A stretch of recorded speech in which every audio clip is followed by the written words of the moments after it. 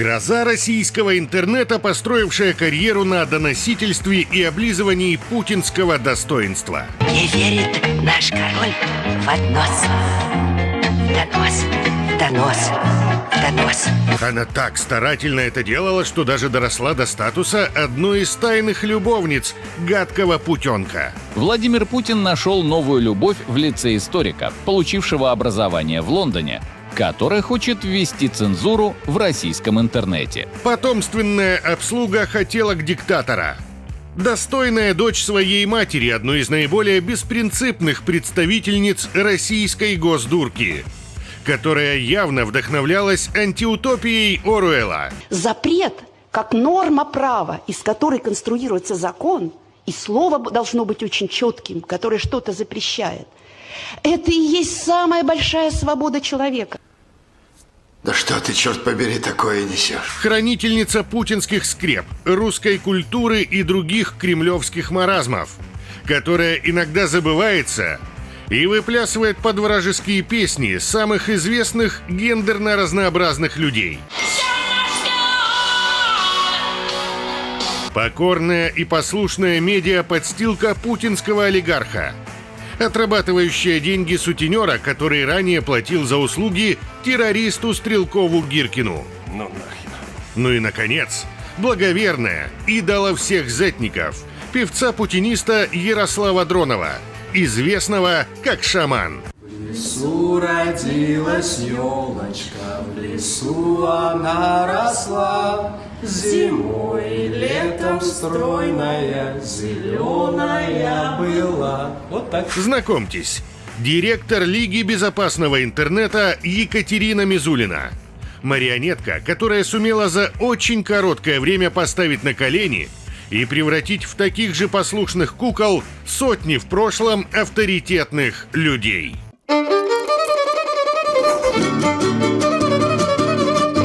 Это реальная загадка. Как, по сути, ничем не примечательная, не самая талантливая и одаренная женщина, используя благоприятную ситуацию и не самую большую власть, смогла стать настоящим ужасом и посеять среди россиян панический страх? А меня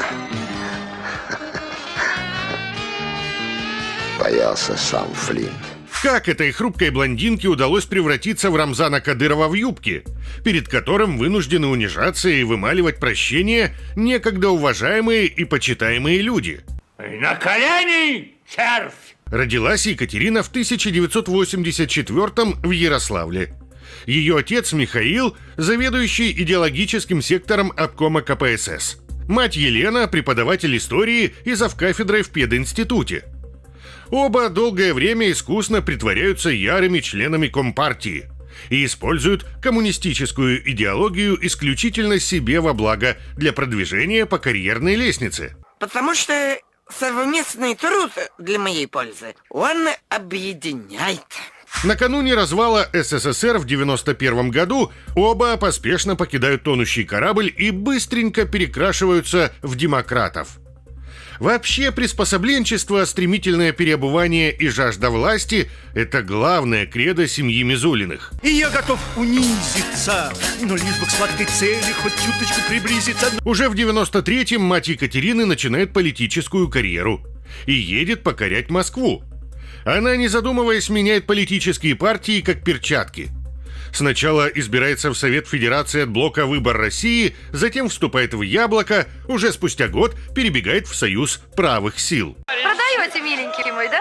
Неподкупная моя, вовремя предать это не предать, это предвидеть. Но ситуация в стране быстро меняется, демократия и либеральные ценности становятся не в чести, и Елена перебирается в партию «Справедливая Россия».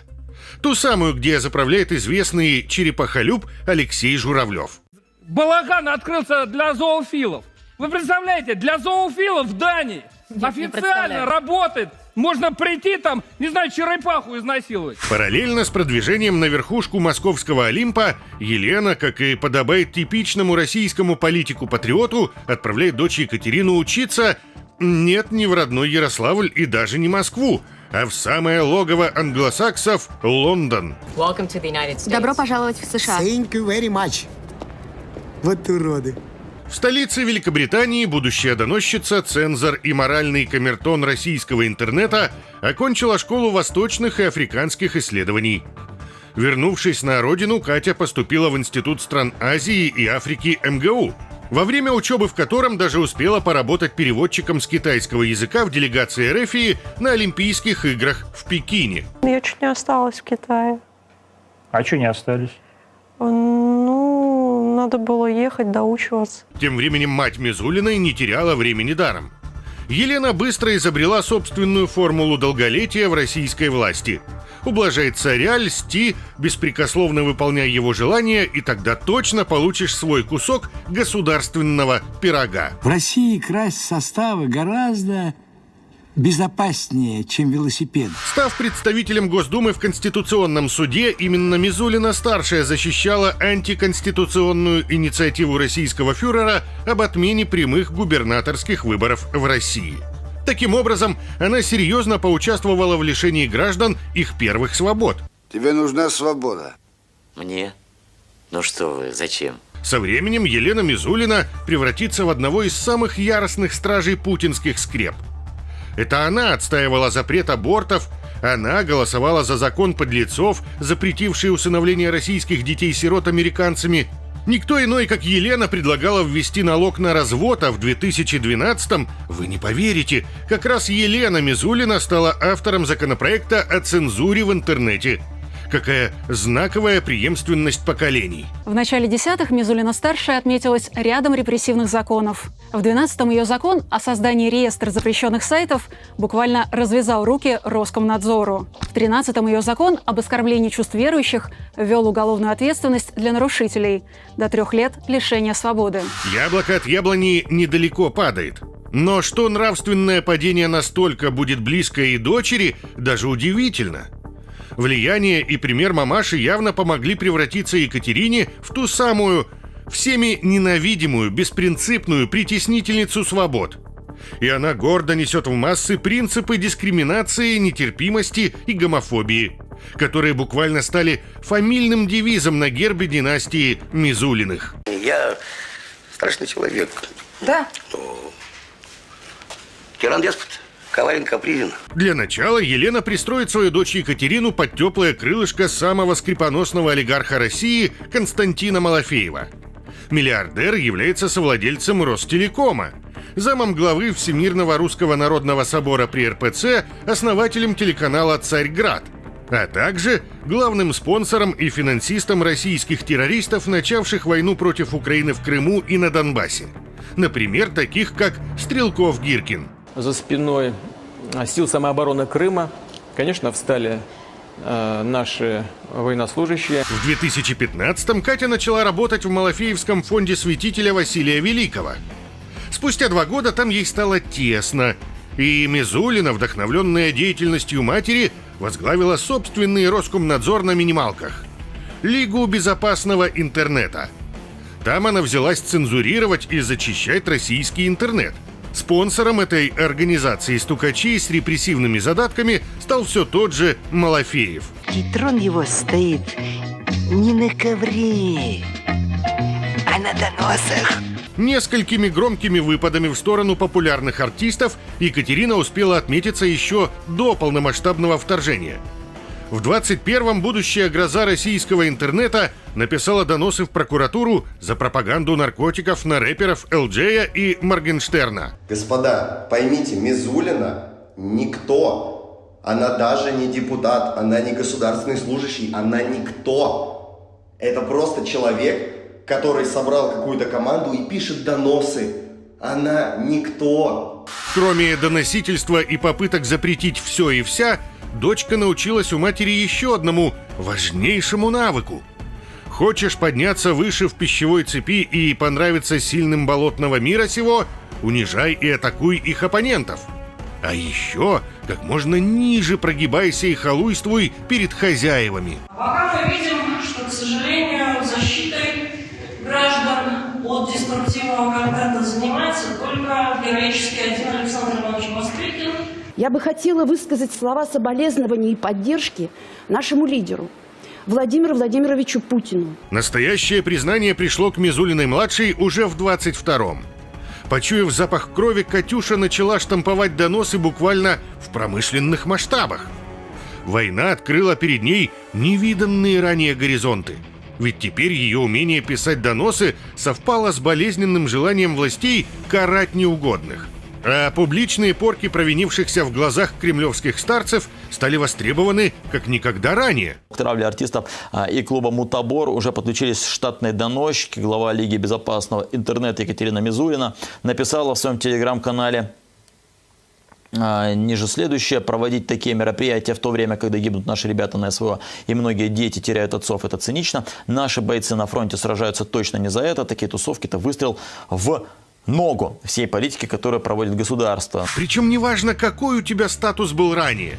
Даже поп-король, каковым он считал себя ранее, вынужден трусливо и унизительно превращаться в короля поп. Оправдываться не очень по-мужски, поэтому отвечу всем и сразу. В жизни каждого человека бывают моменты, когда зашел не в ту дверь. Все нелояльные, придерживающиеся другой точки зрения или просто легкомысленные граждане и гражданки королевства кривых зеркал оказались на прицеле у разбушевавшейся комиссарши. В Екатерину словно вселился великий инквизитор Торквемада. Она начала каленым железом выжигать всех инакомыслящих и несогласных. И объявила настоящую охоту на ведьм, даже если они совсем нелепые и безобидные. Ну и очередной полуголый скандал. В России Следственный комитет теперь проверяет российскую певицу Ольгу Бузову из-за скандального выступления в Уфе.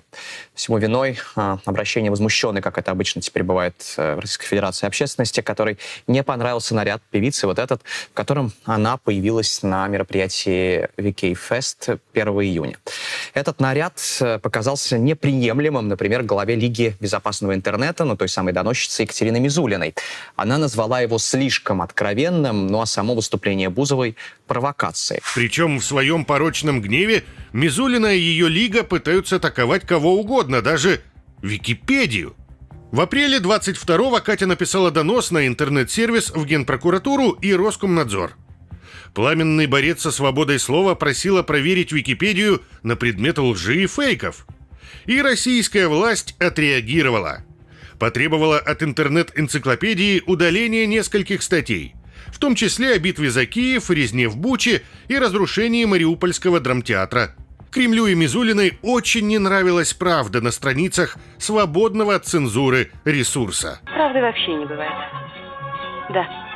Правда – это то, что в данный момент считается правдой. Несмотря на все угрозы Мизулиной, прости господи, процитирую, вслед за нациками и банцами разгромить Википедию и Google, в этом противостоянии Екатерина потерпела фиаско. И поэтому несолоно хлебавшая инквизиторша вернулась к работе с оппонентами попроще. Как долго вы сможете продолжать эту деятельность, прежде чем правосудие вас настигнет? Всегда. Пока Потому что она является цензурой и запрещена Конституцией Российской Федерации. Где ты видишь цензуру? Самоутверждаться за счет слабых и беззащитных. Как это отвратительно, но как это по-мизулински. Отсрочники, как оказалось, совершенно бесполезны. Молодой человек, который позволил себе в нашей аудитории оскорбить солдат, срочников, лучше бы сейчас за это извинился, прежде чем его привлекут к ответственности за дискредитацию нашей армии. А вот в немилость к Екатерине попали журналист-интервьюер Юрий Дудь и самоуверенный и самовлюбленный пропутинский дизайнер Артемий Лебедев. Но ты имел в виду Мизулину. Как конкретно к ней ты относишься? Очень плохо.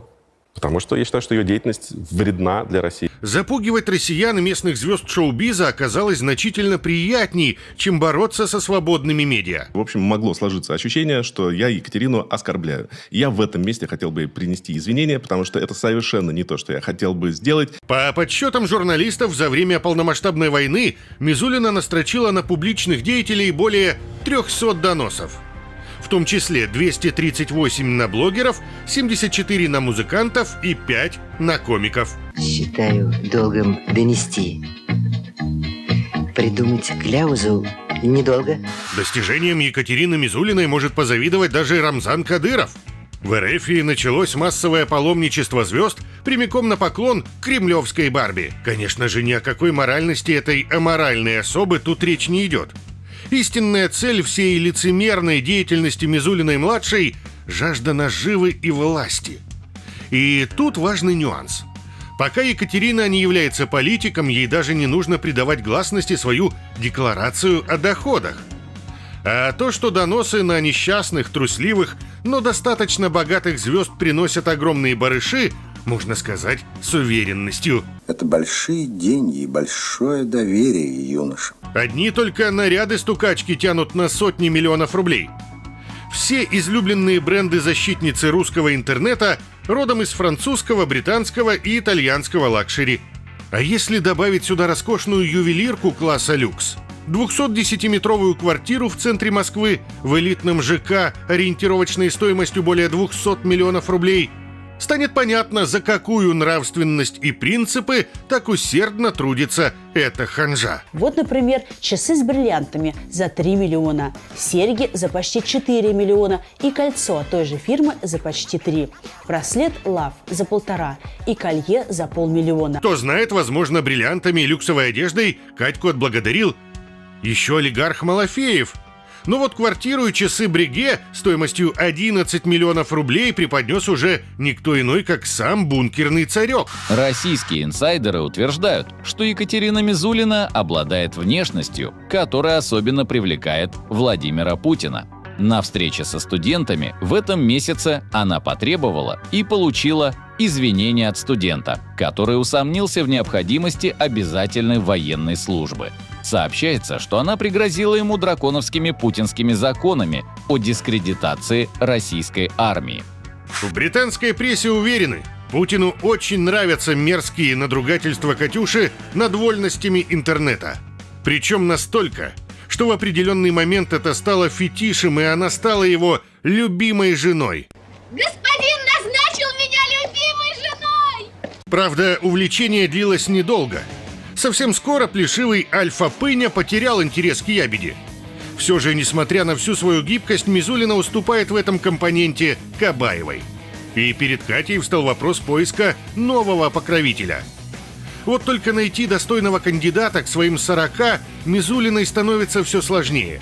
А посему так ни разу и не побывавшая замужем Екатерина смирилась с ужином попроще и начала присматривать его себе среди такой же, как и она сама, обслуги Путина. Мы пара, мы встречаемся, и мы вместе. Ну что ж, похоже, доносчица, проложившая себе путь к успеху ценой репрессий и унижения павших звезд, начинает новый этап своей жизни и переквалифицируется в политика. Ее новоиспеченный муженек Ярослав Дронов с легкостью шамана, вызывающего дождь, просто взял и подарил Екатерине политическую партию. Но чего тут такого? Это же Россия! Я дарю тебе партию, и наша с тобой партия будет называться «Мы».